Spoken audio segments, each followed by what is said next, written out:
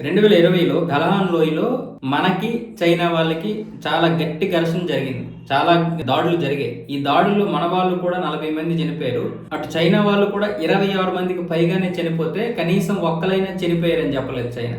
చివరికి అంతర్జాతీయ మీడియాలో గట్టి ఒత్తిడి వస్తే ముగ్గురు నలుగురు చనిపోయి ఉంటారని మాత్రమే చెప్పింది. అంటే చైనా సైనికులు ఎంతమంది చనిపోయినా కూడా చైనా అనేది చెప్పదు.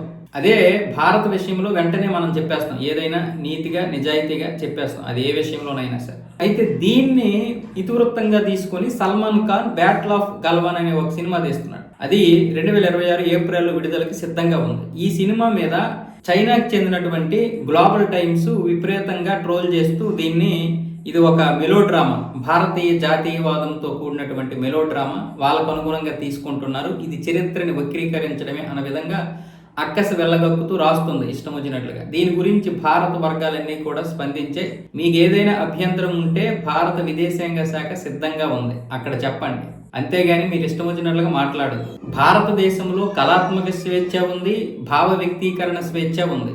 దర్శక నిర్మాతలు ఏ విధంగా అయినా సరే వాళ్ళ యొక్క కథల్ని మలుచుకోవచ్చు. ఆ స్వేచ్ఛ మేము ఇచ్చాం, అది మా రాజ్యాంగంలోనే ఉంది, మీరు దీని గురించి వేలెత్తి చూపించాల్సిన అవసరం లేదని భారత వర్గాలు ఇప్పుడు చైనా విదేశాంగ శాఖకి అలాగే గ్లోబల్ టైమ్స్ కి గట్టిగా ఇచ్చాయి. దీని గురించి ఇప్పుడు చైనా కంగారు పడుతుంది. అంటే ఒకవేళ 2026లో విడుదలయ్యేటటువంటి ఈ సినిమాలో మా సైనికులు కూడా చనిపోయారు అన్న విధంగా చూపిస్తుందేమో అన్న విధంగా. వాస్తవాలు ఏంటో మనకు తెలుసు, ఇంకా చాలా తెలియాలి. పాకిస్తాన్ అయినా చైనా అయినా జరిగినటువంటి నిజాల్ని బయట పెట్టకుండా దాస్తుంటాయి. చైనా మాదిరిగానే పాకిస్తాన్ కూడా ఆ స్ట్రాటజీ ఉపయోగిస్తూ ఉంటది, కాకపోతే బయట పడిపోతూ ఉంటది. చైనా మాత్రం గమ్మున ఉండదు.